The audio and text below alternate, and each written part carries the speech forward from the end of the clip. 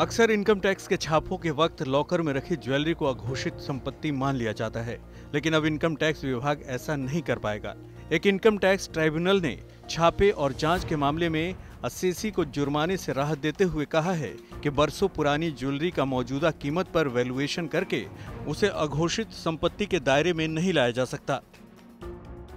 Tribunal ने SSC को जुर्माने से राहत देते हुए कहा है कि वर्षों पुरानी ज्वेलरी का मौजूदा कीमत पर वैल्यूएशन करके उसे अघोषित संपत्ति के दायरे में नहीं लाया जा सकता। आईटीएटी ने यह भी कहा है कि गहनों को अघोषित संपत्ति करार देने के लिए यह साबित करना होगा कि उसकी खरीद उसी अवधि में हुई हो जिस अवधि में टैक्स का मामला बना है। ट्रिब्यूनल ने कहा कि गहनों को अघोषित संपत्ति करार देने के लिए ये साबित करना होगा कि उनकी खरीद या ट्रांसफर कब हुई।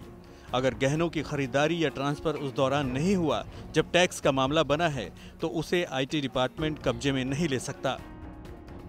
इनकम टैक्स अपीलेट ट्रिब्यूनल यानी आईटीएटी की जयपुर बेंच ने आयकर विभाग की छानबीन में असेसी के लॉकर में पाई गई पारिवारिक ज्वेलरी को अघोषित संपत्ति मानने से इनकार कर दिया।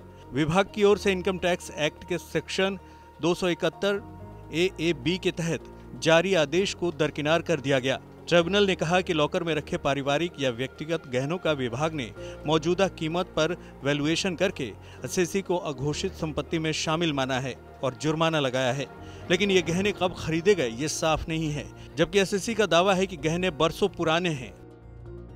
असेसिंग अफसर और इनकम टैक्स कमिश्नरों ने गहने को खरीद या हासिल करने की तारीख के बारे में कोई सबूत नहीं जुटाए और असेसी पर सेक्शन 27 AAB के तहत अघोषित संपत्ति रखने के लिए जुर्माने का आधार नहीं बना। ट्रिब्यूनल ने माना है कि लॉकर में रखी ज्वेलरी परिवार के दूसरे सदस्यों की भी हो सकती है, उनका पीढ़ी दर पीढ़ी ट्रांसफर भी हो सकता है। ऐसे में वैल्यूएशन से ज्यादा जरूरी है ये तय करना कि असेसी के खाते में वह कब आई और उसने कब खरीदा।